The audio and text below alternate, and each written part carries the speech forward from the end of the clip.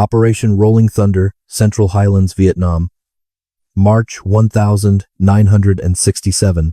There was one specific order issued by a United States Army colonel that made every intelligence officer stationed in Saigon stop exactly what they were doing and read the document twice. Colonel Marcus Hartwell wanted the Australian forces completely removed from his designated sector. He did not want them reassigned. He did not want them repositioned. He wanted them completely removed. In his official written statement, he blatantly called these Allied soldiers clowns who were actively compromising his entire operation. The American commander firmly claimed that their continued presence directly endangered American lives on the battlefield. He purposefully put this severe accusation in writing through proper official channels. He backed this bold demand with the full authority of his rank and 22 years of honorable military service.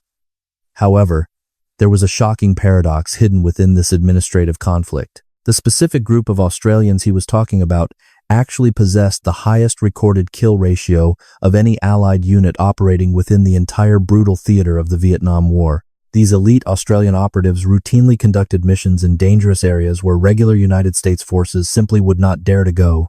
They calmly walked into heavily fortified base camps that the Viet Cong had securely held for 5 continuous years and managed to walk out completely alive. Captured enemy documents recovered 3 months later would eventually call them the terrifying jungle devils who simply cannot be killed. But Colonel Hartwell looked at these lethal operators and only saw ridiculous circus performers playing games. The reason why is fascinating. The very first American infantry patrol that successfully linked up with an Australian Special Air Service team deep in the treacherous A Shau Valley absolutely could not believe what they were seeing. The Australian soldiers looked as though they had been living violently in the unforgiving jungle for at least 6 straight months. They had not. The shocking reality was that it had only been 9 days since their insertion. They smelled aggressively like decomposing vegetation heavily mixed with the sharp stench of raw human waste and sweat. Their standard military uniforms were entirely black with accumulated grime and deliberately stained with chaotic mud patterns that made absolutely no logical tactical sense to the American observers. Strangely, one of the rugged Australian operators actually had beautiful blooming flowers deliberately tucked into his combat webbing.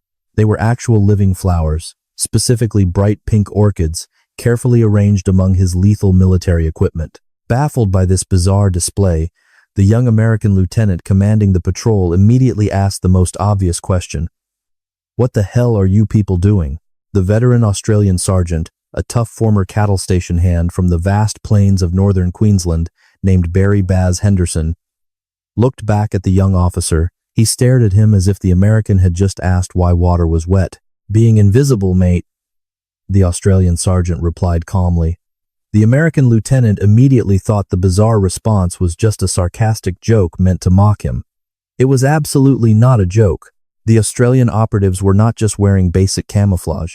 They had literally become the jungle. These highly specialized soldiers could move swiftly through the dense triple canopy rainforest without making a single detectable sound. They could sit perfectly still just 3 meters away from an active Viet Cong defensive position for 48 agonizing hours without ever being detected by the enemy sentries. They smelled exactly like the rotting jungle because they had intentionally rolled their bodies in animal feces, decaying vegetation, and incredibly stagnant swamp water until their natural human scent was completely masked from any tracking dogs or highly observant enemy scouts. Those beautiful pink orchids tucked into their combat webbing were definitely not some strange decorative fashion statement. They were a highly sophisticated form of olfactory camouflage, meticulously gathered from local blooms that grew naturally within that specific operational area. The flowers were placed strategically on their gear, so that the shifting jungle wind would naturally carry their sweet floral scent instead of the distinctive odor of human sweat and gun oil. The bewildered American patrol leader meticulously filed a detailed official report about this profoundly strange tactical encounter. That specific operational report quickly reached the busy desk of Colonel Marcus Hartwell. The formidable American commander was a proud West Point graduate who had successfully commanded a heavy tank battalion during the brutal Korean War. He firmly believed in overwhelming artillery firepower, maintaining proper military bearing at all times, and strictly adhering to the established chain of command. He sat in his pristine office, read the disturbing report about Allied soldiers wearing pink flowers and intentionally rolling in human excrement, and instantly made his rigid final decision. In the traditional eyes of the strict American colonel, these filthy individuals were clearly not serious modern warfighters. He sincerely believed they were merely playing foolish dress-up games in the dangerous jungle environment. He felt strongly that their shocking lack of basic hygiene was actively undermining essential military discipline across his entire operational sector. They absolutely needed to go immediately. What Colonel Hartwell did not know at that moment was a crucial piece of tactical information that would soon change the entire strategic landscape of the region. What the rigid American commander simply could not have known from reading that single confused patrol report was the staggering reality of their recent achievements. The small Australian Special Air Service Squadron, actively operating in his contested sector, had quietly spent the previous 6 weeks accomplishing the impossible. They had successfully done exactly what 3 fully equipped United States infantry battalions had miserably failed to do over the course of 8 bloody months. They had actually found the mythical hidden tunnel networks buried deep beneath the dense jungle floor. These newly discovered underground structures were definitely not the famous Cu Chi tunnels located near the bustling capital of Saigon. Everyone in the military intelligence community already knew all about those specific tourist traps. These hidden passageways were significantly different, dug much deeper into the hard earth, and vastly more sophisticated in their architectural design. They formed a massive 40-kilometer network of reinforced underground facilities that safely connected major Viet Cong base camps, massive hidden weapons caches, and heavily fortified command centers located throughout the volatile Central Highlands. United States military intelligence absolutely knew that these expansive underground tunnels existed somewhere in the dense sector. They had received multiple credible informant reports detailing the massive subterranean construction. They had successfully intercepted numerous encrypted enemy radio signals originating from beneath the earth. They even possessed high-resolution aerial photography, clearly showing suspiciously disturbed earth and unnatural clearings hidden deep within the thick forest canopy. What the powerful American military machine did not possess, however, was the precise location of a single usable entrance to this vast underground fortress. 4 separate, heavily armed United States reconnaissance missions had boldly gone into the treacherous designated area to locate the hidden access points. Tragically, all 4 conventional American patrols had found absolutely nothing of tactical value. The ancient jungle vegetation was simply too incredibly thick to penetrate effectively. The hardened Viet Cong guerrilla fighters were vastly too experienced at the dark art of natural concealment. The rugged mountain terrain itself proved far too naturally hostile for heavily burdened conventional infantry troops to navigate without creating a massive noise footprint. The horrific consequences of those failed American search missions were painfully severe and deeply demoralizing for the local command structure. 2 of those conventional reconnaissance patrols had been brutally ambushed by unseen enemy forces hiding perfectly within the dense foliage. 16 brave American soldiers were tragically killed in action during the sudden violent firefights. 23 more young men were severely wounded and required immediate medical evacuation. Most frustratingly for the furious American commanders, there were absolutely 0 confirmed enemy casualties found anywhere near the bloody jungle ambush sites. Reacting to the devastating losses, the frustrated American command immediately designated the entire hostile region as a massive free-fire zone. Devastating B-52 strategic bomber strikes were officially authorized to obliterate the suspected enemy coordinates.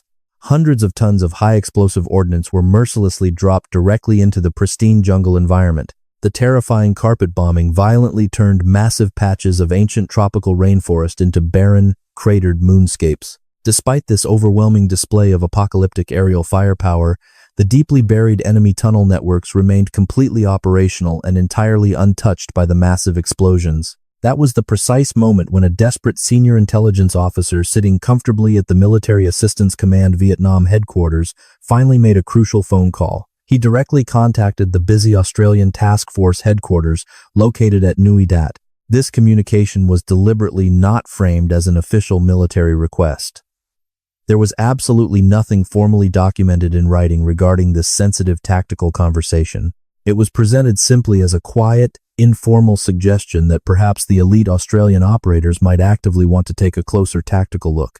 The subtle implication was that the highly unconventional Allied unit might easily succeed at finding something that the massive conventional military forces were completely struggling to locate. Exactly 3 days after that discreet phone call, A tiny six-man Australian reconnaissance patrol was quietly inserted by transport helicopter. They landed precisely 15 kilometers away from the highly suspected geographic location of the vast enemy tunnel complex. They carried absolutely no heavy communication radios with them, except for one small emergency beacon, strictly reserved for calling a rapid tactical extraction. The small team operated with absolutely no conventional fire support placed on standby. They had 0 heavy artillery coordinates pre-plotted on their tactical maps. Instead, these ghost-like soldiers quietly carried enough basic combat rations to survive for 10 miserable days in the bush. They carried highly specialized suppressed weapons to maintain absolute acoustic stealth. Their strict operational instructions were elegantly simple but incredibly dangerous to execute. They were ordered to quietly observe the hostile environment and accurately report any significant enemy movements back to the Allied military command. Operating completely outside the strict boundaries of conventional military doctrine, the strange and filthy Australian soldiers immediately proved their shocking worth to the skeptical intelligence community. They successfully located the very first heavily concealed tunnel entrance in exactly 11 hours after their quiet insertion. They then systematically found the second hidden access point a mere 14 hours after that initial groundbreaking discovery. By the exhausting end of their third grueling day in the suffocating jungle, they had meticulously mapped 7 separate, heavily camouflaged entrances to the underground fortress. Moving like silent phantoms through the dense undergrowth, the small team successfully identified 3 heavily fortified Viet Cong bunker complexes. In a display of supreme tactical stealth, they were currently sitting completely undetected just 30 meters away from massive enemy activity. Their brilliant patrol commander, a soft-spoken former school teacher from the quiet city of Adelaide named Lieutenant Michael Keane, calmly observed the bustling enemy forces. He correctly identified the massive subterranean facility as a highly active, fully operational, battalion-level command post hidden right beneath the American military's nose. These unconventional operators had brilliantly achieved in a mere 72 hours exactly what the massive United States military apparatus had completely failed to do in 8 agonizing months. And they had miraculously accomplished this impossible intelligence-gathering mission by doing absolutely everything that Colonel Marcus Hartwell would strongly consider to be horribly unmilitary, terribly undisciplined, and borderline medically insane. They had completely abandoned the rigid conventional rulebook. The Australian soldiers did not merely conduct loud combat patrols through the treacherous jungle environment. They literally inhabited the ancient forest itself.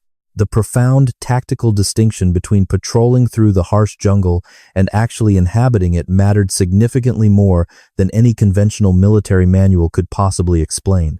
Standard United States Army doctrine heavily emphasized constant movement, establishing hard security, and deploying overwhelming firepower in all combat engagements. Their strict standard operating procedures dictated moving cautiously during daylight hours and establishing heavily fortified defensive positions during the dangerous night. They aggressively maintained 360 degrees of strict security while staying constantly alert for any terrifying ambush indicators hidden in the thick brush. The Australian Special Air Service completely threw out that conventional military manual and rewrote the fundamental rules of jungle warfare from scratch. They deliberately moved through the treacherous rainforest strictly during the darkest hours of the night, and they quietly slept completely hidden during the dangerous daylight hours. They absolutely refused to establish traditional defensive perimeters because defensive positions inherently had to be aggressively defended with loud weapons. Defending any static geographic location inevitably made detectable noise, required visible movement, and created predictable tactical patterns that the experienced enemy could easily recognize. Instead of digging loud defensive trenches, these unconventional ghost soldiers expertly found natural concealment within the dense tropical vegetation. They seamlessly vanished into hollowed fallen logs, shallow natural depressions in the damp earth, and extremely thick patches of primary jungle undergrowth. They simply stopped existing as recognizable human soldiers moving through a hostile combat zone and physically merged with their immediate surroundings.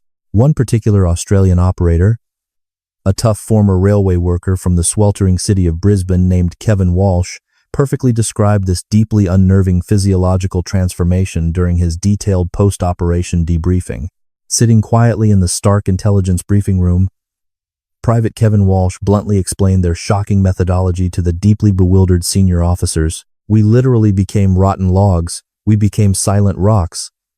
We became a seamless part of the natural decomposition happening continuously all around us, Walsh calmly stated, without any trace of exaggeration. He explained that if a soldier simply lies completely motionless in the sweltering jungle environment for a long enough period, remaining absolutely entirely still without any human reactions, the ancient living jungle will gradually accept them as natural debris. This total environmental absorption required a terrifying level of physical discipline that severely tested the absolute limits of human psychological endurance. Vicious tropical insects would constantly crawl directly over their exposed faces, and hundreds of blood-sucking leeches would aggressively attach themselves to their bare skin without triggering any physical response. The Australian soldiers ruthlessly trained themselves to never instinctively react, completely suppressing natural human reflexes that would easily betray their hidden tactical positions. Their core body temperatures would deliberately drop significantly to perfectly match the ambient thermal temperature of the surrounding damp environment. As they merged with the dense foliage, their normal human breathing rhythm slowed down to an incredibly shallow and nearly imperceptible silent pace. These extraordinary men intentionally entered a bizarre physiological state that was definitely not quite deep sleep, but was certainly far removed from conventional military alertness. They existed silently in an incredibly strange liminal space, situated perfectly between quiet living consciousness and the rotting dead landscape encompassing them. This chilling physical transformation was absolutely not some romanticized exaggeration or battlefield hyperbole. It was heavily documented medical physiology observed by baffled military doctors.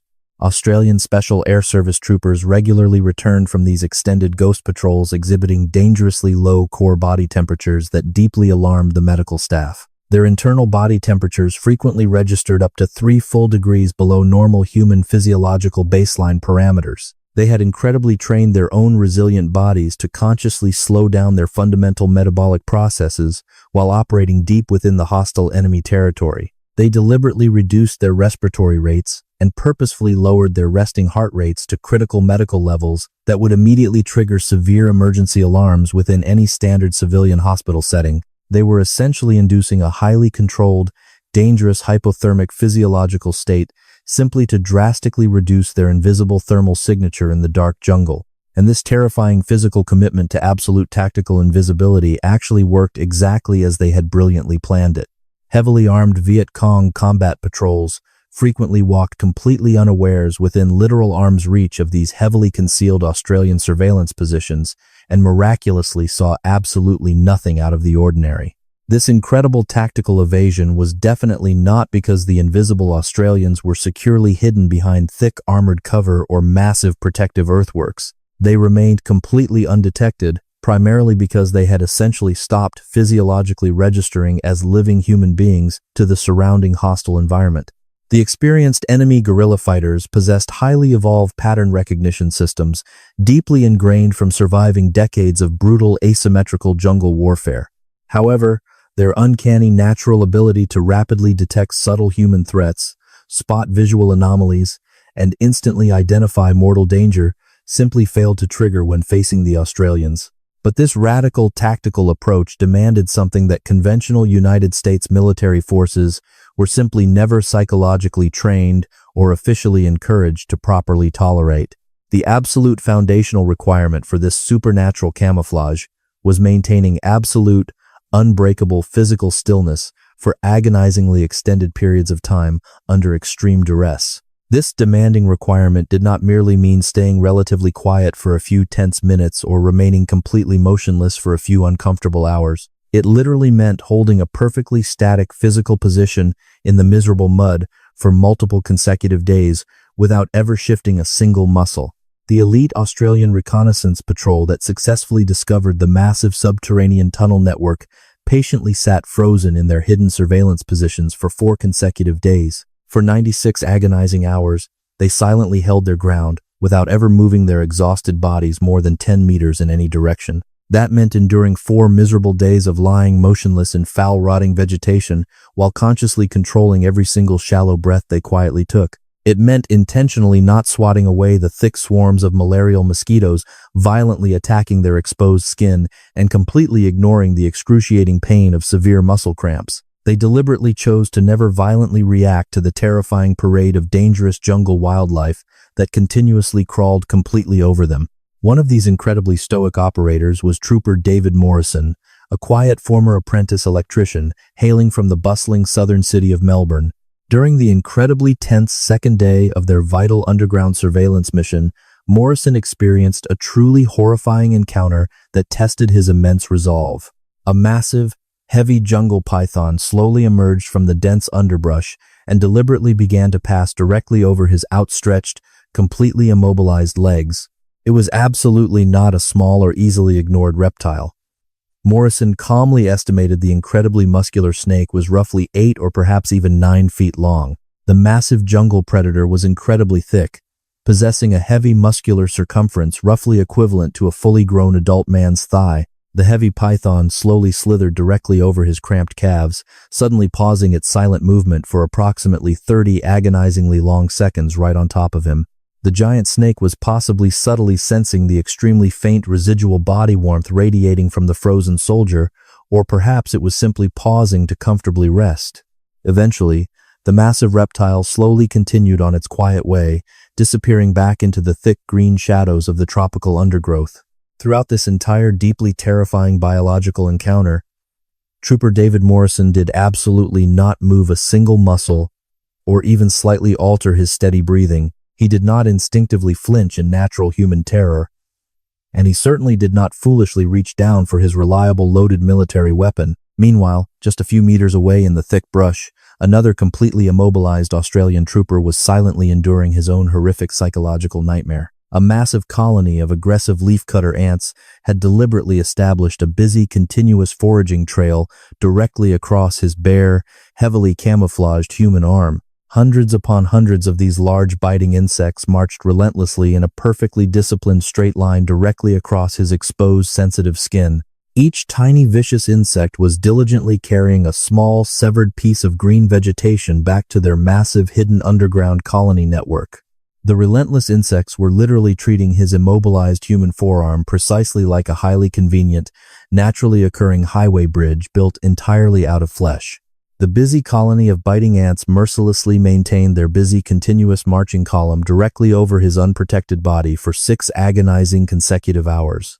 The exhausted trooper calmly described the bizarre physical sensation in his highly detailed official after-action military report following the successful extraction mission. He wrote that it felt exactly like someone was slowly pouring thousands of sharp rice grains continuously across your bare, sensitive skin. The only horrifying difference, he noted with dark Australian humor, was that these specific rice grains had tiny, sharp legs and occasionally viciously bit you. Unbelievably, just like Morrison facing the giant heavy python, this completely covered soldier absolutely did not violently move or ever attempt to brush them away. This astonishing level of supreme operational discipline was absolutely never taught at any prestigious Western military academy or advanced infantry leadership course. It simply did not exist within the rigid pages of any conventional military training manual currently utilized by the United States Armed Forces.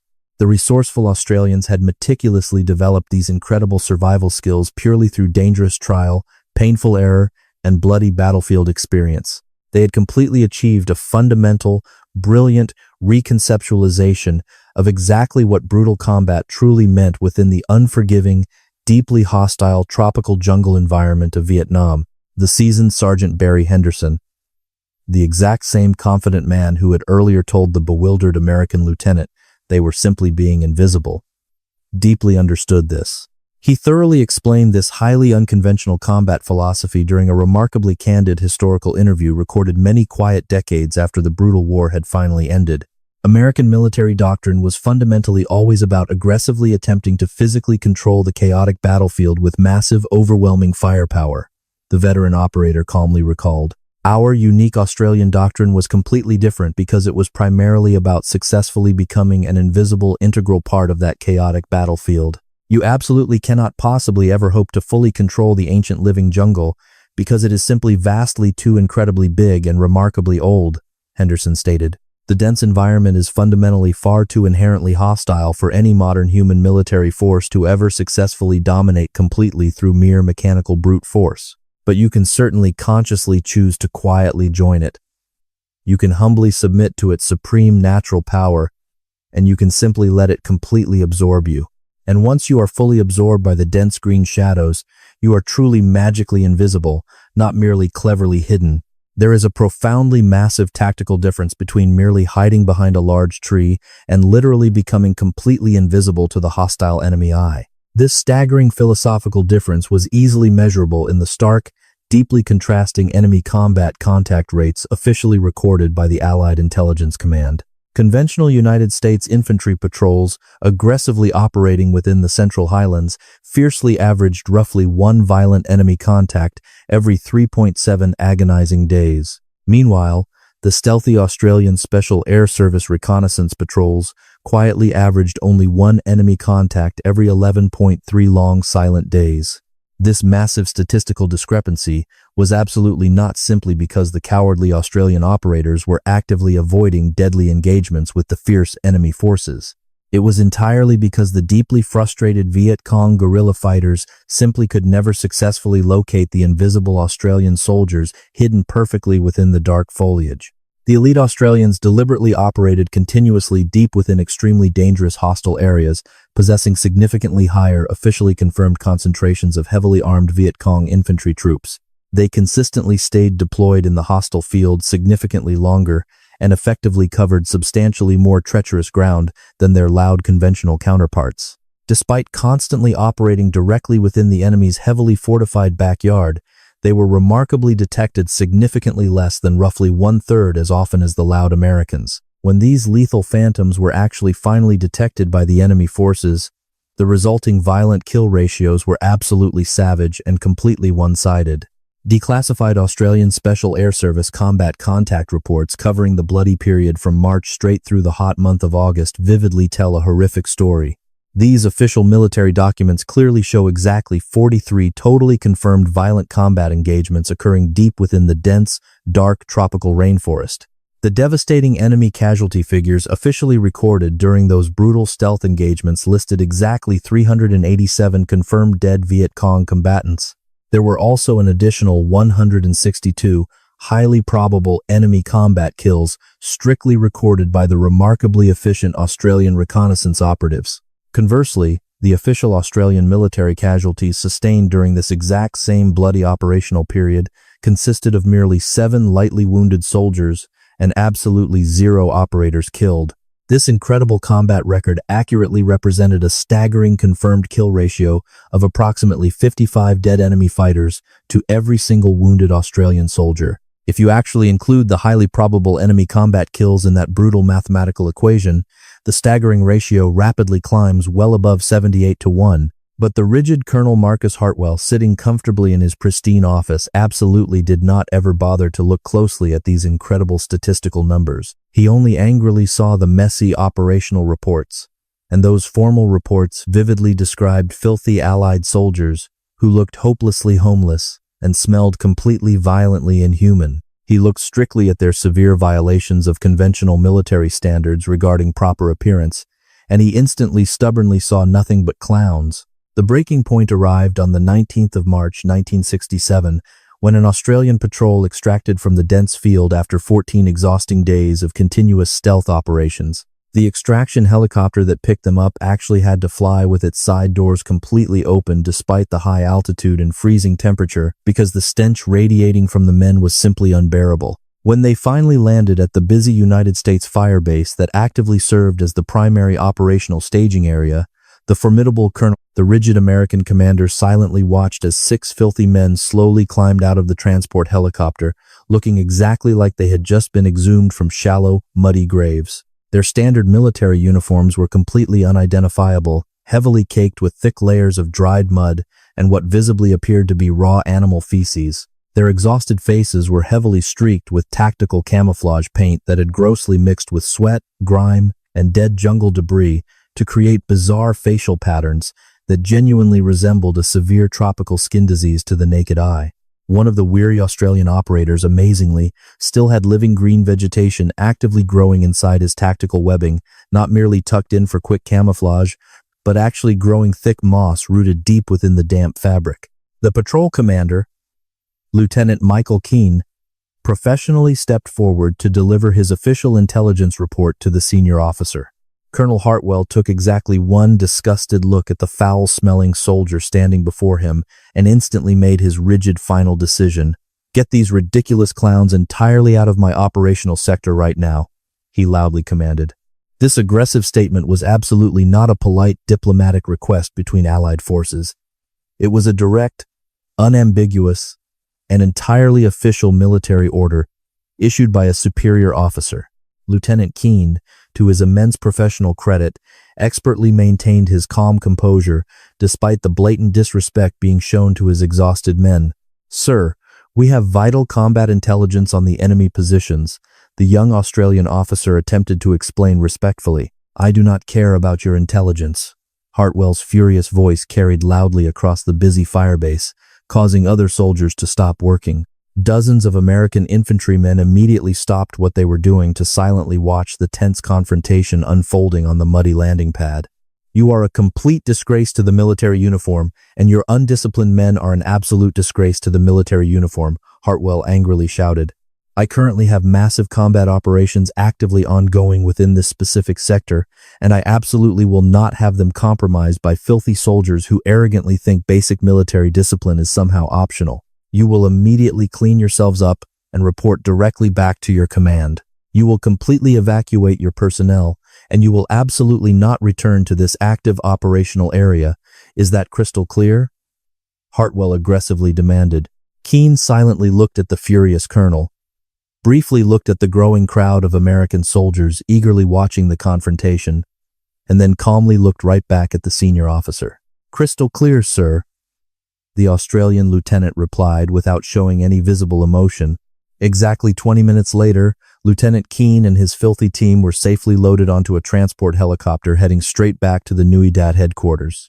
By that very same evening, a highly detailed formal complaint had been aggressively filed through the proper Australian military diplomatic channels regarding the unacceptable incident. By the early hours of the next morning, that explosive document had directly reached the desk of the formidable commander of the Australian task force, Brigadier Stuart Graham. Brigadier Graham was a hardened combat veteran of both the Malaya and Borneo campaigns, who had spent 15 years proudly watching his Australian soldiers repeatedly prove that their highly unconventional jungle warfare methods actually worked incredibly well.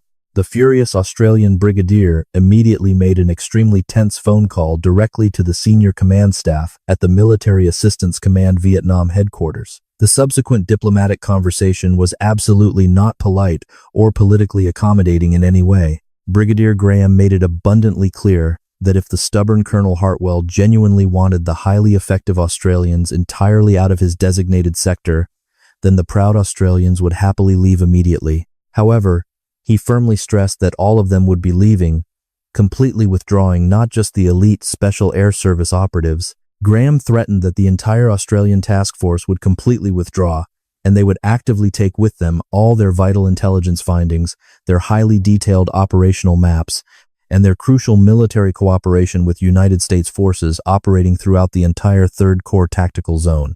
Facing this massive strategic disaster, the senior American command at MAC-V immediately blinked and desperately arranged an emergency diplomatic meeting to resolve the escalating crisis. Colonel Hartwell was strongly encouraged by his superiors to attend this critical meeting, but the arrogant officer flatly refused the explicit invitation. The defiant American colonel stated that he had massive active combat operations to command and simply did not have the time to debate basic military hygiene with filthy allies who could not consistently maintain minimum professional standards. He arrogantly declared that the Australian forces could do whatever they wanted in their own designated sectors, but he would absolutely not tolerate their undisciplined tactical approach anywhere within his own area of responsibility. Then, in a devastating turn of events, the heavily armed Viet Cong massively attacked the vulnerable American firebase Coral. The horrific assault occurred on the 23rd of March 1967, precisely at 0342 hours, when a massive full battalion strength enemy unit launched a highly coordinated brutal assault on the isolated United States firebase positioned directly at the dangerous edge of the Central Highlands. This terrifying event was absolutely not a series of small probing attacks or minor nighttime harassment. It was a massively coordinated, overwhelming infantry assault, utilizing heavy explosive weapons, highly trained suicide sappers, an overwhelming numerical superiority striking from the dark shadows of the dense surrounding jungle. Later, Allied military intelligence reports would tragically confirm that the attacking enemy forces possessed incredibly detailed, intimate knowledge of the isolated firebase's exact defensive layout and specific bunker locations. The terrifying nighttime attack lasted for exactly 47 bloody minutes before the brutal violence finally ceased.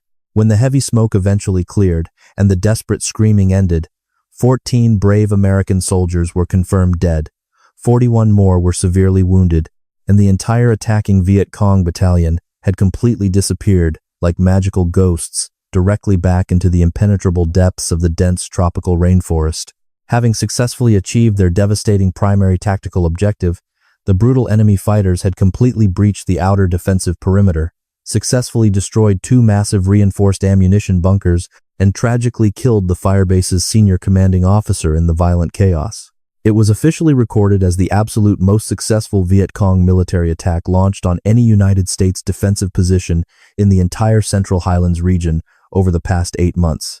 The furious Colonel Hartwell immediately assembled every single available combat unit to launch a massive aggressive pursuit operation to hunt down the attackers. 3 heavily armed infantry companies, consisting of approximately 400 furious American men, aggressively swept deep into the dense jungle at first light to exact bloody revenge. They quickly found numerous fresh blood trails left by wounded enemy fighters, and they eagerly found plenty of hastily discarded military equipment scattered among the thick tropical bushes. They absolutely found nothing else of any tactical value during their massive search.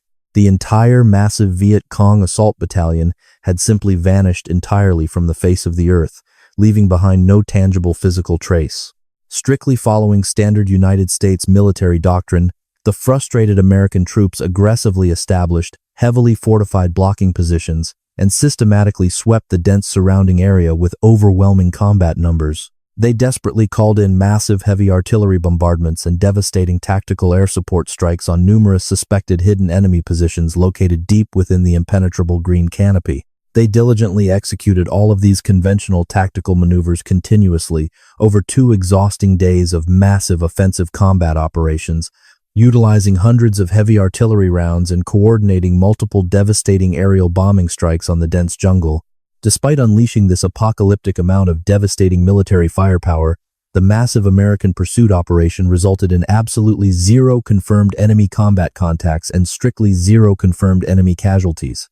On the deeply frustrating 3rd day of the massive failed sweep, Colonel Hartwell suddenly received an urgent classified message originating directly from the Australian Task Force headquarters. The brief message stated that Lieutenant Keen's recently expelled reconnaissance patrol possessed vital intelligence information that might be directly relevant to the devastating recent enemy attack that had just decimated the vulnerable Firebase Coral garrison. The message politely asked if Colonel Hartwell would possibly like to review this vital tactical information immediately. The stubborn American commander absolutely did not want to see it, but he was strictly ordered by his furious senior superiors to see it. The incredibly tense intelligence briefing formally took place inside the secure MACV headquarters, strictly neutral military ground, with 3 high-ranking United States generals and 2 senior Australian brigadiers in mandatory attendance. Lieutenant Keen calmly presented his findings to the hostile room, utilizing absolutely no theatrical embellishments, just cold, hard, documented facts. The massive hidden tunnel network that his filthy reconnaissance patrol had successfully identified was absolutely not just a simple underground supply route used by local enemy guerrillas. It was a massive, heavily fortified subterranean staging area completely capable of safely housing hundreds of heavily armed combatants. The exact same massive Viet Cong infantry battalion that had just brutally attacked Firebase Coral had actually secretly assembled completely undetected deep within that specific underground location. The invisible Australian patrol had quietly observed the massive enemy movement, diligently counted the hostile personnel, and meticulously identified heavy weapons. He clearly showed the shocked American generals exactly where the massive Viet Cong assault battalion had safely staged their troops, exactly when they had aggressively moved out, and exactly how they had successfully approached Firebase Coral entirely without being detected by massive United States aerial reconnaissance. Then, The calm Australian officer shockingly showed the silent room something else incredibly important. The dangerous enemy force was actually still physically located right there, hiding in the jungle. Not the entire massive assault battalion, which had already safely withdrawn further north, but a significant remaining force. "Sir," Lieutenant Keene said calmly, looking directly into the furious eyes of Colonel Hartwell across the tense briefing table, "this massive underground network is the exact reason your loud conventional patrols keep constantly getting brutally ambushed in the dense jungle. This is exactly how they successfully move massive amounts of combat troops completely without ever being seen from the air. This is how they dangerously concentrate overwhelming military forces entirely, without being detected by your massive sweeping operations, and this is how they magically disappear after every single violent combat engagement they initiate. Why didn't you accurately report this vital intelligence directly to the regional command immediately before the devastating enemy attack actually occurred?" the general asked. "We did, sir," Keene calmly replied, as he deliberately placed a highly classified military document directly onto the center of the wooden briefing table. It was the precise intelligence report officially filed exactly 4 days before the devastating enemy attack had violently occurred. It contained a highly detailed description of the massive enemy activity, a grimly accurate assessment of the high attack probability, and an urgent tactical recommendation for launching immediate preemptive military action.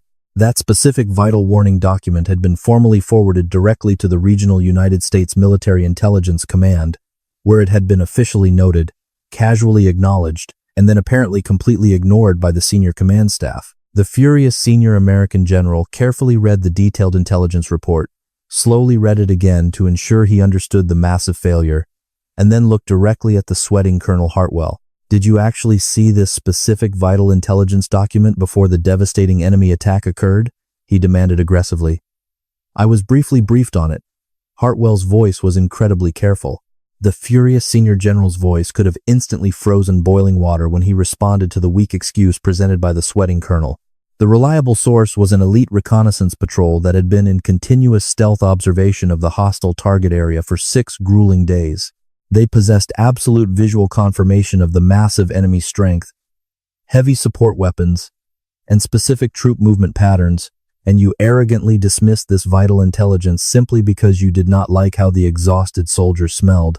The humiliated Colonel Hartwell essentially had absolutely no valid tactical answer to that. "Can your men actually find this massive hidden underground network again right now?" the furious general asked. "Sir, we never actually left it," Keene replied confidently. "We actually have an elite stealth patrol currently holding position in the dense jungle right now, actively monitoring the tunnel. They successfully relieved the previous exhausted observation patrol exactly 96 hours ago, actively maintaining continuous unbroken visual observation throughout the entire chaotic period while your troops searched." The general stared at him in awe. "Exactly how many heavily armed combat men would you realistically need to successfully destroy this network? 12 men? Maybe 16 if you strictly desire absolute tactical redundancy for the violent assault operation," Lieutenant Keene calmly replied to the utterly stunned senior general. "We will completely collapse the entire hidden tunnel network simultaneously from the outside without launching a massive ground assault. We will violently pump thick CS riot control gas directly into any tiny underground openings we cannot physically destroy with heavy explosives. We completely force everyone trapped underground into a smaller and much smaller confined subterranean area until they cannot breathe. Then we simply wait in the dense jungle to ambush the survivors." The senior American general stared intensely at the young Australian officer with absolute disbelief written across his battle-hardened face. "You actually want to aggressively assault a heavily fortified battalion-strength defensive position with just 16 men?" the general asked incredulously. "No, sir.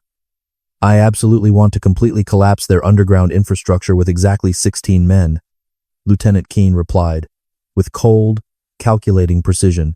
"The violent assault will be ruthlessly fought by utilizing gravity, deadly chemistry, and relentless time rather than conventional infantry tactics," he explained to the completely silent briefing room. "If the terrified surviving enemy forces somehow magically come out fighting from the collapsed tunnels, then we are already perfectly in position." Keene continued explaining his highly unconventional tactical strategy. "We will already be completely concealed by the dense jungle and fully prepared for their desperate, chaotic emergence. They absolutely will not know exactly where we are physically hiding until we suddenly open devastating fire upon them. And we will be relentlessly firing from incredibly concealed stealth positions we have patiently held for multiple days, utilizing overlapping deadly fields of fire. We will possess pre-positioned heavy ammunition caches and absolute total tactical surprise over the disoriented enemy survivors. Keane concluded his grim tactical presentation. The silent general carefully looked at the detailed tactical map, looked deeply at Lieutenant Keane, and then turned his stern gaze directly toward Colonel Hartwell. "Colonel, what are your professional thoughts on this insane strategy?" the general demanded. Hartwell's tight jaw worked furiously as he struggled with his immense bruised ego. "It is highly unconventional," the stubborn American officer muttered defensively under the intense scrutiny. "That was absolutely not the specific question I asked you, Colonel." The senior general snapped back aggressively. "It could actually work," Hartwell finally admitted, though the painful words visibly came out of his mouth like broken glass.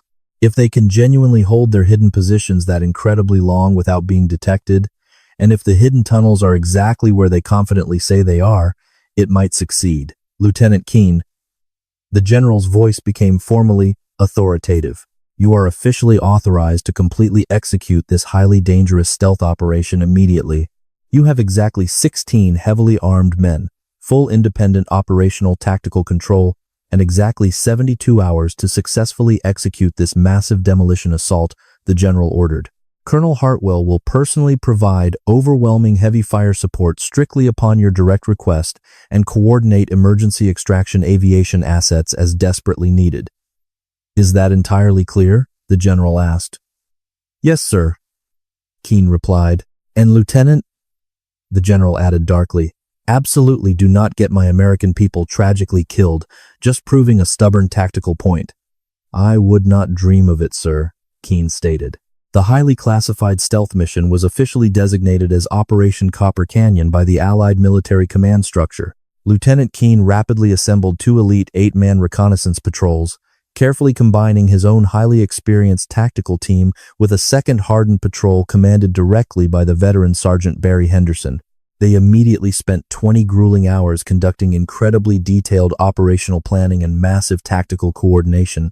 They strictly identified exactly 7 critical hidden tunnel entrances for their simultaneous massive explosive demolition targets using the newly acquired military intelligence.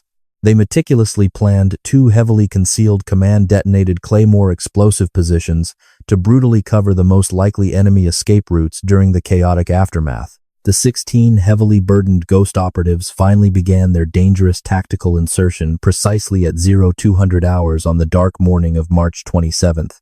They absolutely utilized no loud helicopter aviation support for this critical deployment because the massive engine noise was far too strategically obvious. Instead, they agonizingly walked 15 kilometers deep through the hostile jungle environment, completely shrouded in absolute pitch-black darkness. Moving silently in a strict single tactical file, every single Australian operator carefully maintained exactly 3 meters of vital physical separation from the man walking directly ahead.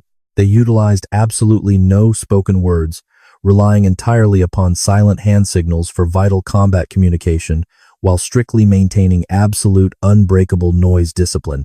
It took the exhausted team 9 agonizing hours of continuous brutal physical exertion to painstakingly cover those 15 kilometers of incredibly treacherous terrain. On a normal paved road, that exact physical distance could easily be traveled in 2 hours. But this unforgiving environment was absolutely not a flat civilian road. This was a terrifying triple canopy tropical rainforest, where basic visual visibility was painfully measured in mere meters. It was a treacherous, uneven mountainous terrain that violently rose and dramatically fell exactly like massive, unpredictable green ocean swells. The ancient jungle vegetation was so incredibly thick and naturally hostile that the exhausted men essentially navigated the dark landscape by blind physical feel almost as much as they did by their actual strained human eyesight during the march. The completely exhausted 16-man patrol finally reached their heavily concealed target operational area precisely at 11:47 hours, and then they completely stopped making any physical movement. The lethal squad seamlessly spread out completely across a massive 400-meter tactical defensive perimeter surrounding the hidden enemy infrastructure. Each heavily camouflaged man deliberately found his own perfectly concealed stealth position, quietly settling deep into the damp earth and successfully becoming an entirely invisible part of the surrounding natural landscape. They had exactly 72 hours of agonizing waiting remaining. They faced 72 agonizingly long hours strictly dedicated to silently watching the hostile enemy, visually confirming the designated explosive targets, and subtly adjusting their lethal tactical plans if absolutely needed. Trooper David Morrison carefully took his specific assigned observation position directly near the highly active tunnel entrance designated strictly as number 3. His incredibly concealed hiding spot was a shallow, muddy depression naturally formed in the damp earth, partially filled completely with foul, rotting jungle leaves and heavily covered by a massive fallen, rotting timber log. A thick, natural curtain of hanging green tropical vines perfectly concealed Morrison's motionless body from any casual visual observation by passing enemy patrols. Looking through the dense foliage, he could clearly see the dark tunnel entrance located exactly 18 meters directly ahead of his hidden position. It was a terrifyingly dark subterranean opening dug straight into the steep hillside, brilliantly concealed by carefully arranged dead branches and strategically planted green vegetation. He could clearly observe the heavily worn dirt trail leading directly toward the hidden subterranean access point. He could also easily see the dedicated armed enemy sentry defensive position located precisely 30 meters to his immediate tactical left, although the crude wooden sentry post was currently completely empty of any hostile guards. Morrison silently settled his exhausted body deep into the foul mud, slowly ate a single terrible cold combat ration, and quietly drank a tiny sip of precious warm water. He meticulously arranged his lethal military equipment for incredibly easy physical access, without making any detectable acoustic noise or visible sudden physical movement whatsoever. He carefully loaded his highly reliable L1A1 heavy battle rifle, silently setting exactly 3 fully loaded heavy ammunition magazines directly within his immediate physical reach for the upcoming violent engagement. He meticulously positioned his heavy emergency military radio precisely where his hands could instantly access the vital communication device without requiring any significant body movement. The radio was strictly designated for absolute emergency tactical use only. Then, he completely stopped existing as Trooper David Morrison and fully became a permanent part of the rotting log and the vines. During the agonizingly slow first hour of the massive stealth operation, absolutely nothing of tactical significance occurred in the dense sector. The incredibly hostile tropical jungle environment remained deceptively quiet and seemingly entirely peaceful to the untrained human ear. Exotic tropical birds loudly called out safely high up within the thick green canopy overhead. Buzzing insects continuously swarmed the damp air, and the sweltering tropical heat aggressively built up. Suddenly, at exactly hour 3, Morrison detected distinct physical movement emerging directly from the hidden underground tunnel entrance. 2 young, heavily armed Viet Cong guerrilla fighters casually emerged directly from the dark tunnel entrance, casually carrying large plastic water containers. They unknowingly walked completely past Morrison's incredibly concealed stealth position at a dangerously close range of exactly 11 meters. They were casually talking loudly to each other and openly laughing, completely and utterly unaware that they were being actively observed by a lethal invisible predator. At exactly hour 7, even more massive enemy movement occurred as a heavily armed hostile combat patrol finally returned to base. 6 battle-hardened enemy men, all heavily armed with automatic weapons, confidently moved with the relaxed swagger of veteran soldiers operating deep within perfectly safe, uncontested territory. They quickly disappeared completely into the dark underground tunnel network without suspecting anything was wrong. At exactly hour 12, a new armed enemy sentry officially took his guard position located precisely 30 meters away. He was a very young guerrilla fighter, perhaps only 19 years old, carrying a battered AK-47 assault rifle and casually smoking a cheap local tobacco cigarette in the dark. The young enemy sentry casually sat just 30 meters away from Morrison's perfectly concealed stealth position and nervously smoked exactly 3 cheap cigarettes in rapid succession. Then the young fighter emotionally pulled out a worn paper letter, read the handwritten words twice, carefully folded the precious document, and safely put it right back deep into his uniform pocket. Morrison silently watched this entire deeply human interaction, clinically documented it mentally for his final intelligence report, and absolutely did not move a single rigid muscle in his frozen body. At exactly hour 24 of the brutal stealth operation, a massive tropical rainstorm aggressively struck the dark jungle environment. It was incredibly heavy, completely drenching the exhausted men, the specific kind of violently aggressive tropical downpour that instantly turns the steep jungle terrain into a terrifying vertical river of mud. Freezing water rapidly poured directly over Morrison's heavily concealed tactical position, completely filling the shallow natural depression he occupied. The muddy water dangerously rose directly to his exposed chest level, threatening to drown the completely immobilized Australian operative. Morrison simply lay completely still in the freezing floodwaters, desperately controlled his incredibly shallow human breathing, and silently let the rising muddy water completely cover absolutely everything except his painted face. At precisely hour 36, the relaxed enemy sentry finally changed shifts. The brand new hostile guard was significantly older, significantly more aggressively disciplined, and clearly highly experienced in brutal jungle warfare. He meticulously patrolled a strict defensive circuit, walking 40 meters directly up the muddy trail and exactly 40 meters straight back down the dark jungle path. The highly professional older guard rigorously repeated this exact same defensive circuit every single 20 minutes without fail, proving to be incredibly alert and extremely dangerous to the hidden team. By the agonizing arrival of hour 48, Trooper Morrison had completely stopped mentally tracking the passing time in conventional human hours. It was now strictly just an endless cyclical blur of blazing daylight and pitch-black darkness to his exhausted mind. It was merely endless exhausting cycles of incredibly intense tactical observation required for absolute military survival. He had meticulously counted exactly 47 distinct Viet Cong guerrilla fighters, physically moving constantly in and entirely out of hidden tunnel entrance number 3. He had successfully identified what visibly appeared to be a highly organized senior enemy command structure operating the facility. The hostile military officers were clearly distinguishable entirely by their authoritative command behavior rather than wearing any formal military uniforms. He had carefully noted their heavy automatic weapons, their advanced communication equipment, and the massive logistical supply loads being carried underground.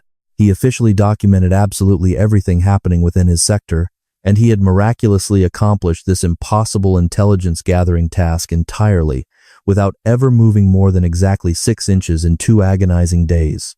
The other exhausted members of the elite patrol were simultaneously doing exactly the same impossible task at the 6 other hidden underground locations. At exactly hour 67, with merely 5 tense hours remaining until the massive violent operation finally began, Morrison carefully checked his massive explosive demolition charges hidden perfectly beneath the damp tropical foliage. He had exactly 2 heavy kilograms of powerful C4 plastic explosive, brilliantly shaped to aggressively direct the massive destructive blast entirely inward toward the tunnel. The massive directed explosion would completely collapse the heavily reinforced tunnel entrance and permanently seal the subterranean terror network.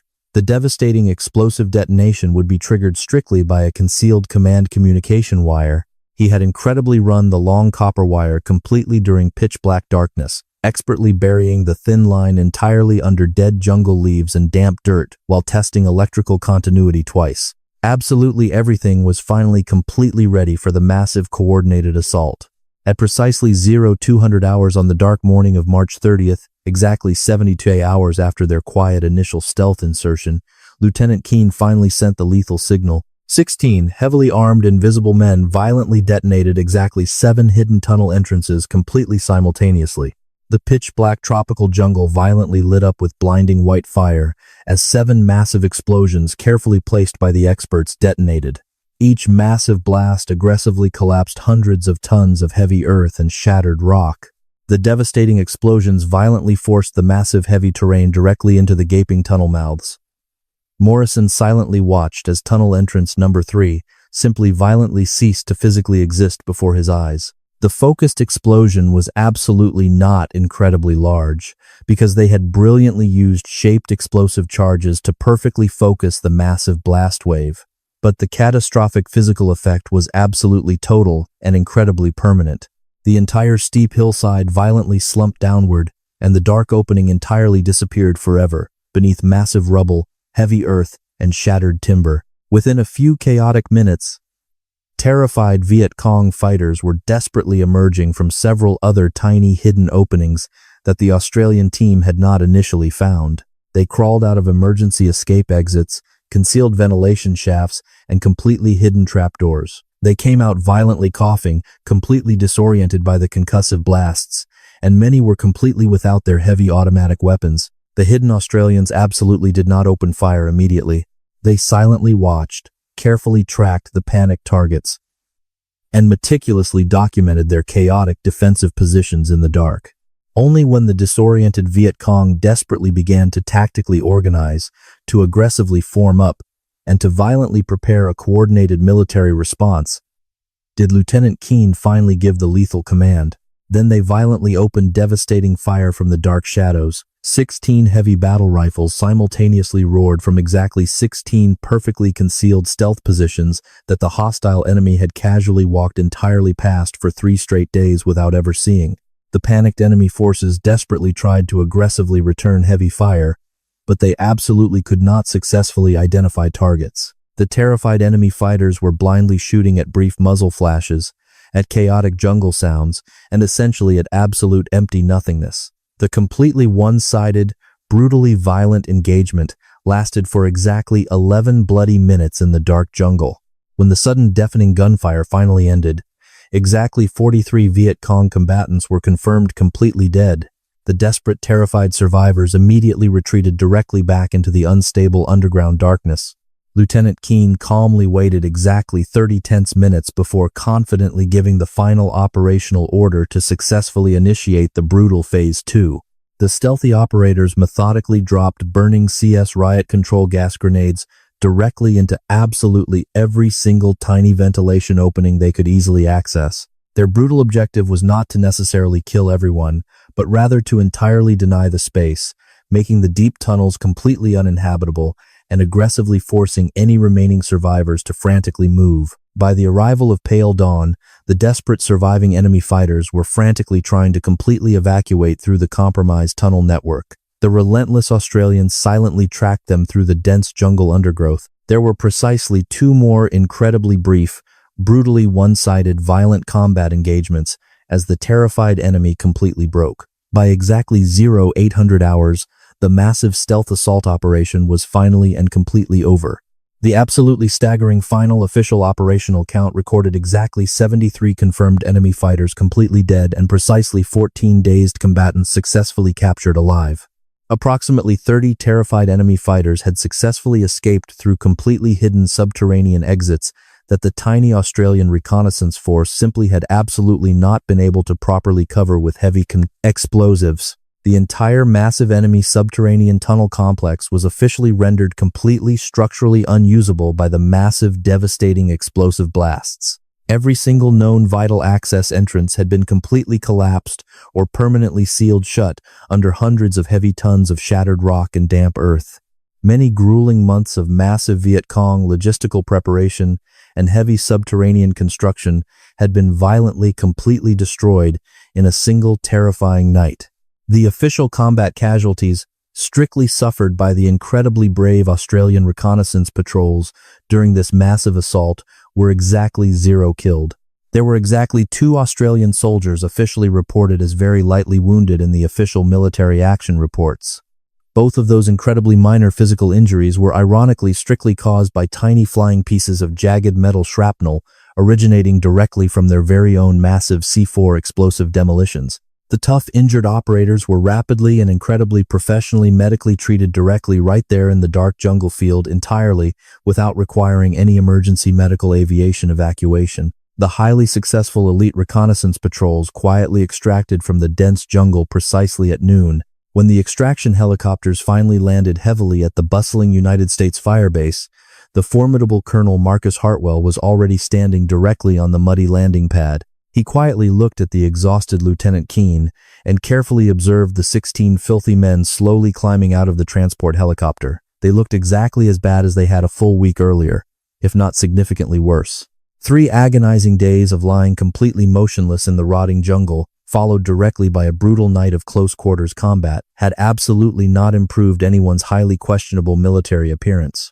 The rigid American commander stood there in absolute silence for an incredibly long, tense moment, while the filthy Australian operators gathered their heavy equipment. Then, Colonel Hartwell suddenly did something that absolutely no one in the entire combined Allied military camp ever expected him to do. He slowly raised his hand and delivered a perfect, highly formal parade ground military salute to the exhausted young lieutenant. He firmly held that respectful posture entirely unbroken until the completely stunned Australian officer finally managed to recover his situational awareness and politely returned the formal military gesture.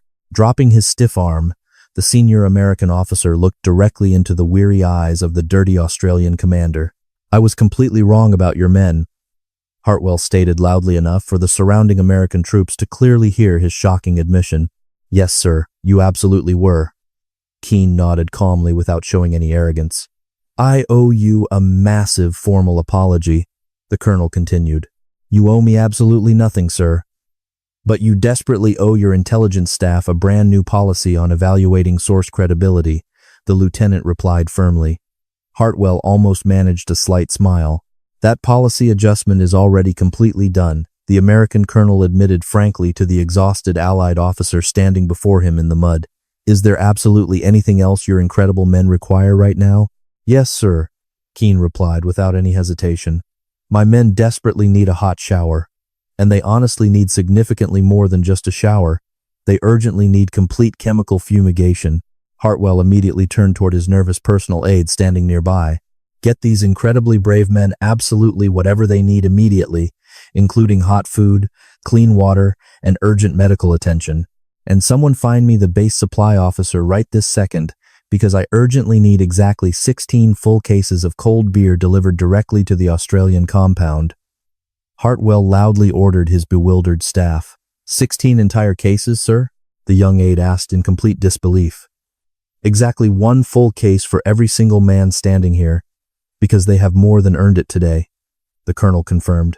The incredible story of professional recognition between divided Allied forces and difficult tactical lessons learned should have naturally ended beautifully right there on that muddy helicopter landing pad. However, exactly 3 days later, highly classified enemy military documents were successfully captured during a massive conventional sweep operation located 40 kilometers directly north of the destroyed tunnel complex. It initially seemed like standard intelligence exploitation, where captured enemy papers were meticulously searched, carefully translated, and deeply analyzed by professional military intelligence officers. But one specific handwritten document profoundly stood out from the massive pile of captured enemy paperwork. It was a highly detailed personal letter written by a terrified Viet Cong battalion commander directly addressed to his distant regimental military headquarters. The captured enemy letter vividly described the devastating Allied military operation that had violently destroyed their massive hidden underground complex. It thoroughly described the terrifying nighttime explosive assault that successfully collapsed the tunnels, and it shockingly described the bizarre soldiers who had perfectly executed that brutal tactical assault. The fascinating official English translation was quickly filed deep within the official military intelligence report. "We have been completely defeated by terrifying devils who simply cannot be killed by mortal weapons," the terrified enemy battalion commander had desperately written to his distant senior military superiors. "They absolutely do not move through the dense jungle like normal human men, and they certainly do not smell like normal human men," the captured enemy document continued, explaining the devastating tactical disaster. "We unknowingly walked completely past their hidden positions. We stepped directly over their silent bodies. We casually moved entirely around them, and they were completely magically invisible to our trained eyes. They patiently lay buried deep in the damp earth for multiple agonizing days without ever making a single sound. When they finally struck our forces, they struck completely without warning. They violently attacked us directly from the thick jungle itself, almost exactly as if the ancient trees had suddenly miraculously learned how to accurately fire modern heavy battle rifles. Exactly 73 of our bravest experienced fighters are now permanently dead because of this devastating magical ambush. Our foolish senior commanders aggressively say we were brutally defeated entirely by our own tactical incompetence and poor guard discipline. This insulting accusation is completely false. We were completely defeated by terrifying invisible ghosts who intimately know the dark jungle better than we do." The highly amused American intelligence officer, who initially translated that specific captured enemy document, immediately added a fascinating tactical note to the official military file. He accurately stated that local enemy combat morale was significantly degraded in the surrounding region following the violent stealth operation. He noted multiple terrifying enemy references to facing supernatural opponents in the deep jungle. He strongly recommended the immediate tactical exploitation of this incredible psychological operations value. But this devastating effect was absolutely not a clever psychological operations trick. It was simply cold, brutal, undeniable operational reality. The dirty Australian operatives had successfully achieved something truly incredible, that massive United States conventional military forces were still violently struggling with every single day. They had actually made the hardened Viet Cong guerrilla fighters genuinely incredibly afraid of them. The seasoned enemy forces were absolutely not afraid of overwhelming American aerial firepower anymore. The resilient enemy had successfully learned exactly how to survive massive American artillery bombardments and devastating tactical air support strikes. They were certainly not deeply afraid of fighting against massive numerical military superiority in the dense jungle anymore. They had already been successfully fighting against overwhelming numerical military superiority for several bloody decades of constant brutal warfare. Instead, the terrified enemy was genuinely afraid of something far more primitive and deeply visceral. They were incredibly afraid of an invisible, lethal enemy they completely could not visually see, could not acoustically hear, and absolutely could not tactically predict. They were deathly afraid of strange foreign soldiers who had completely stopped acting like conventional military soldiers and had successfully become something incredibly terrifying that the ancient dark jungle itself had naturally produced. Colonel Hartwell never actually formally retracted his furious initial written order demanding the complete removal of the filthy Australian operatives from his designated operational sector.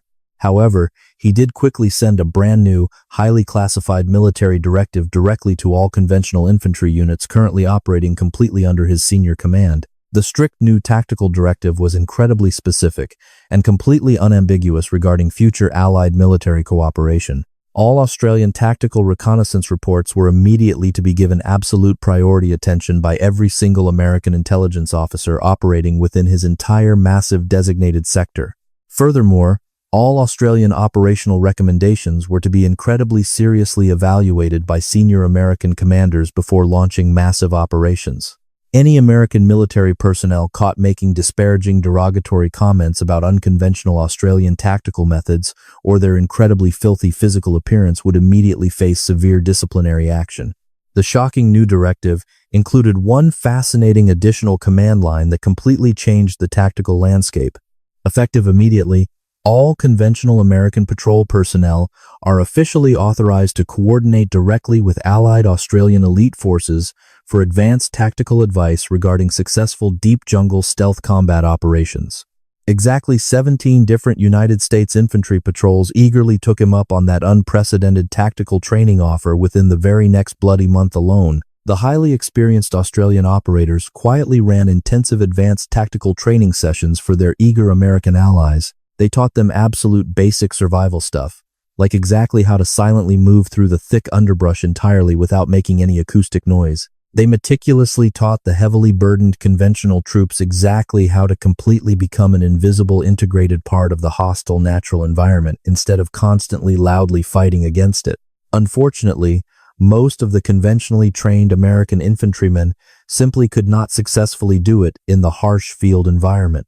The required physical training was just vastly too fundamentally different, deeply physically uncomfortable, and far entirely outside their rigid conventional military doctrine. But a select few of those dedicated men actually successfully understood the radical concepts.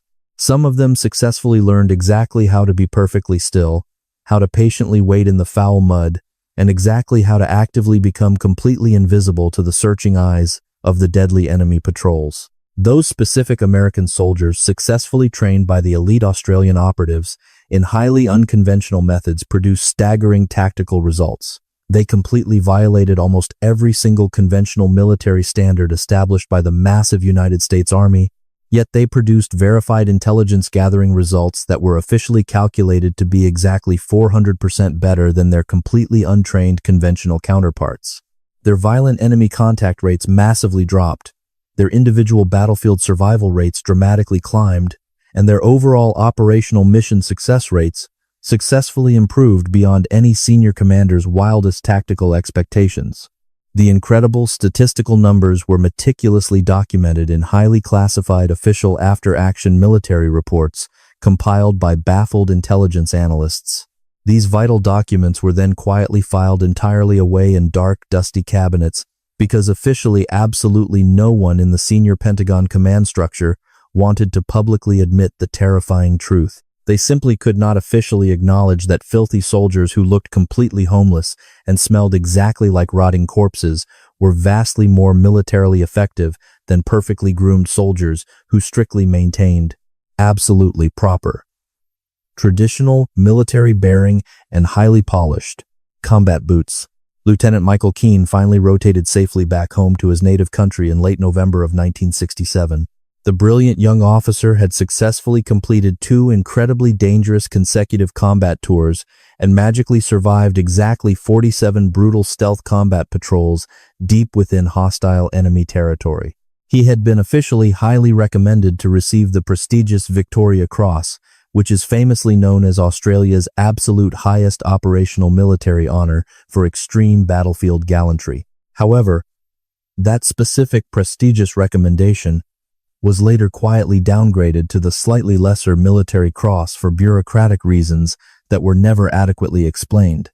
During his final official military interview conducted right before safely leaving the brutal war behind in Vietnam, he was casually asked about his past conflicts.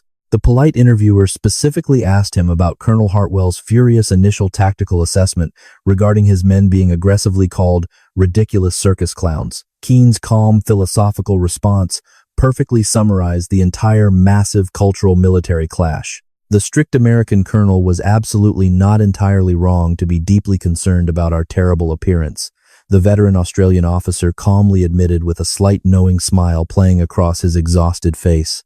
We genuinely looked exactly like absolute hell when we finally emerged from that dark jungle after 2 weeks. We intentionally violated almost every single basic military standard he had been strictly taught to ruthlessly enforce throughout his long military career, and entirely from his rigid traditional perspective, standing proudly in a heavily fortified firebase, completely surrounded by clean soldiers who had properly shaved that morning and wore neatly pressed combat uniforms, we absolutely looked completely unprofessional. I genuinely completely understand that entirely valid initial command perspective regarding our incredibly terrible physical appearance. But maintaining a pristine professional military appearance and actually possessing lethal professional combat capability are absolutely not the exact same thing on the battlefield. The ancient dark jungle absolutely does not care if you shaved your face that morning. The heavily armed enemy certainly does not care if your heavy leather combat boots are perfectly polished to a high mirror shine. The absolute only single thing that truly matters in that terrible dark environment is producing tangible tactical results, and our incredibly bloody operational results clearly spoke entirely for themselves out there. Sergeant Barry Henderson, the exact same tough man who had casually told that bewildered American lieutenant they were simply being invisible, had a slightly different take.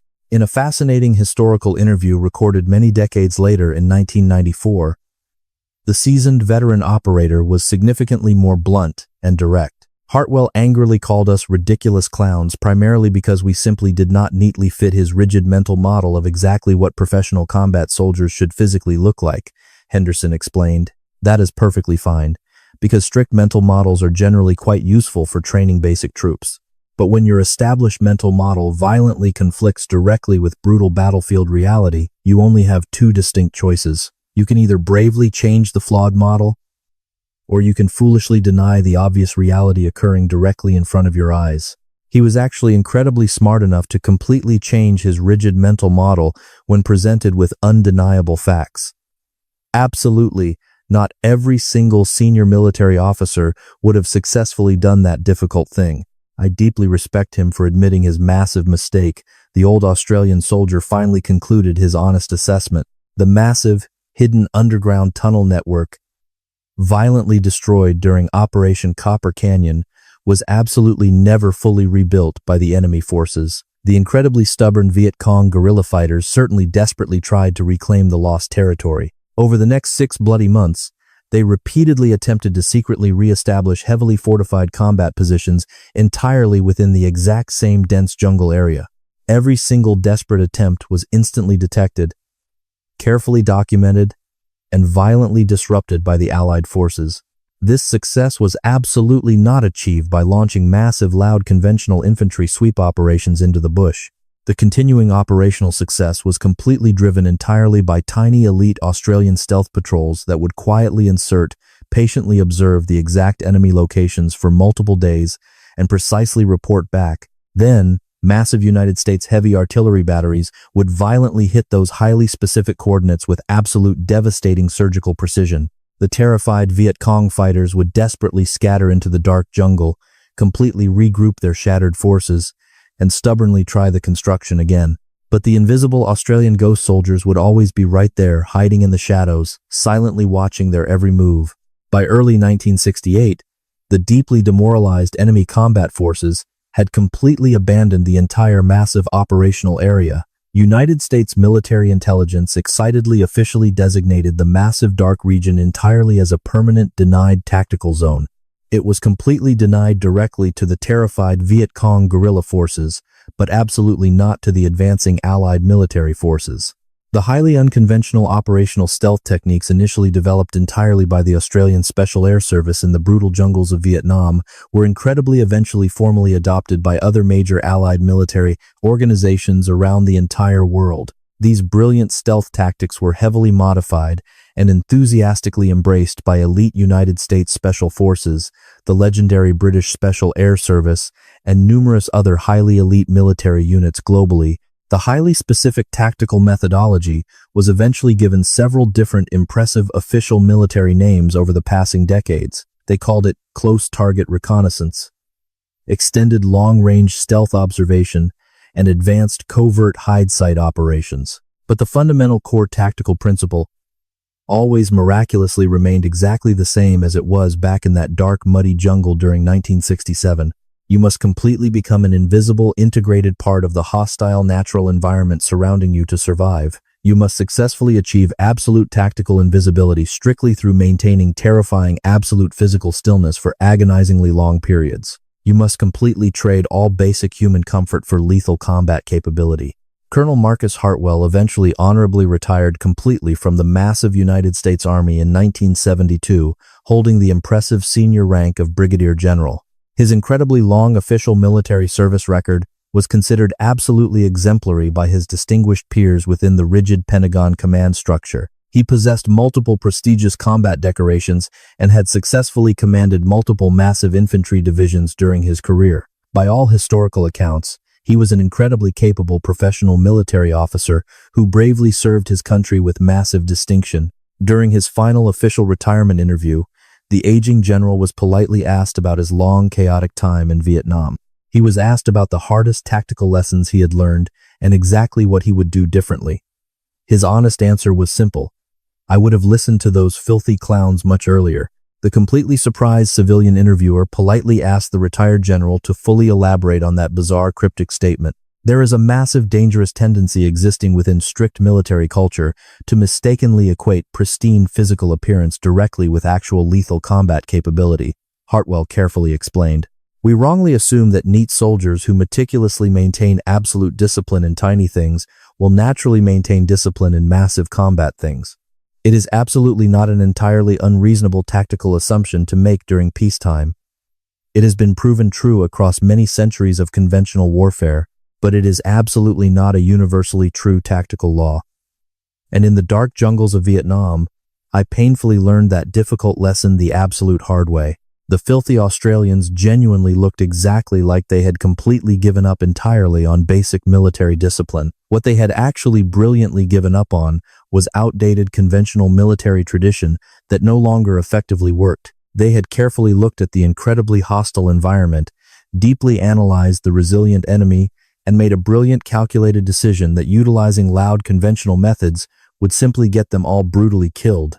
So, they aggressively threw out the entire rigid conventional rulebook, and their radical new methods incredibly worked. It worked vastly better than absolutely anything our massive conventional military machine was currently successfully doing out there. I was vastly too blinded by exactly how terrible they physically looked to clearly see exactly what impossible things they were actually accomplishing. That massive failure of military imagination was completely my tactical fault. Absolutely not theirs. He paused briefly, smiled warmly, and then quietly added, "They were the absolute best damn clowns I ever worked with." That bizarre, affectionate term, miraculously permanently stuck within the elite special operations military community for many decades. Years later, proud aging Australian combat veterans of the brutal Vietnam War would still sometimes cheerfully refer to themselves as Hartwell's famous clowns. It was spoken with exactly half bitter irony and half massive, fierce professional pride. There was even a highly unofficial cloth unit patch proudly worn strictly at private military reunions. It aggressively featured a grinning, creepy clown face, completely covered in dark green combat camouflage paint, with the bold text invisible since '67. The massive running inside joke was that Colonel Hartwell absolutely never actually formally retracted the insulting word clowns from his official reports. He simply miraculously changed exactly what that specific derogatory word actually meant within the elite military community. And maybe that massive philosophical shift is the true profound lesson deeply buried within this incredible historical combat story. It is absolutely not simply that the unconventional Australians were entirely right and the massive conventional American forces were entirely wrong about how to effectively fight the brutal war. Both incredibly brave Allied military forces were desperately trying to successfully solve the exact same terrifying tactical problem, utilizing vastly different doctrinal methods. But the stealthy Australians possessed the massive tactical advantage of being significantly smaller, vastly less bureaucratically rigid, and vastly more enthusiastically willing to creatively experiment. They could successfully try completely insane tactical things that would absolutely never survive the massive United States military's incredibly strict operational approval process. They could quietly fail in the dark shadows and then massively succeed incredibly loudly when the explosives finally detonated. When Lieutenant Keene's exhausted tiny reconnaissance patrol patiently sat deep in the dark hostile jungle for 4 agonizing days quietly watching a hidden tunnel entrance, they were doing the impossible. They were executing something absolutely no massive United States military training manual would have ever officially authorized. The perceived operational risk was vastly too incredibly high for conventional commanders. The bizarre physiological stealth methodology was vastly too entirely unproven in modern combat. The radical tactical deviation from established conventional military doctrine was simply vastly too extreme to ever be officially approved. But those incredibly brave men bravely did it anyway, and it miraculously worked flawlessly against all established conventional military odds. That absolute willingness to completely adapt is the specific part that truly made them incredibly dangerous to the enemy. It was absolutely not just their advanced weapons tactics or their rigorous physical training that made them lethal. It was their absolute willingness to completely ignore every single rigid military rule, every strict conventional standard, and absolutely all accepted conventional military wisdom, if entirely ignoring it directly meant achieving absolute mission success. They were incredibly lethal clowns who strictly took absolutely nothing seriously except the violent combat mission itself. And deep in the terrible dark jungle, against an incredibly resilient enemy who had already been brutally fighting for several bloody decades, that mattered. They operated in an incredibly hostile natural environment that brutally killed through severe heat exhaustion, rampant tropical disease, and 1,000 other terrible silent ways long before the hot metal bullets even started violently flying. That highly adaptable, radical approach reliably produced incredible tactical combat results. It efficiently produced massive battlefield results that 3 fully equipped United States infantry battalions conducting 8 exhausting months of massive conventional combat operations absolutely could not mathematically match. 73 confirmed dead enemy combatants and absolutely 0 Australian operators killed in action is an undeniable tactical fact. A massive, heavily fortified battalion-strength defensive position was entirely destroyed by merely 16 exhausted men who had patiently spent 3 agonizing days lying completely motionless in their very own foul filth being continuously crawled completely over by biting insects, while seamlessly becoming part of the natural decomposition. You can easily choose to call that incredible level of extreme tactical dedication many different impressive things. You can call it highly professional, incredibly effective, or absolutely utterly terrifying to any conventional military force. Or you can simply choose to aggressively call it exactly what Colonel Marcus Hartwell mistakenly called it on that very first frustrating day. He looked with deep disgust at 6 exhausted men who terribly smelled exactly like rotting human corpses and instantly aggressively decided they had absolutely no professional place anywhere inside his pristine operational military sector. You can absolutely still choose to call those incredibly brave Australian special operators filthy circus clowns if you really want to. Just make absolutely certain that you fully understand exactly what incredible, terrifying kind of lethal clowns they truly were. They were the specific, terrifying kind who patiently lay completely frozen deep in the dark, hostile jungle for 4 agonizing days entirely without moving a single muscle. They were the specific, terrifying kind who could calmly sit exactly 3 meters away from an alert armed enemy sentry and miraculously remain entirely undetected. They were the exact, specific, terrifying kind of lethal stealth operators who successfully made the hardened Viet Cong guerrilla commanders desperately write fearful letters home about encountering magical invisible devils who simply could not be killed. They were the exact, specific kind of brave men who completely threw away the entire rigid, conventional military rulebook simply because they correctly knew it would violently get them all killed. They essentially became the dark jungle itself, entirely proving that absolute true military professionalism is strictly measured by survival and absolute victory, not by having perfectly shined boots,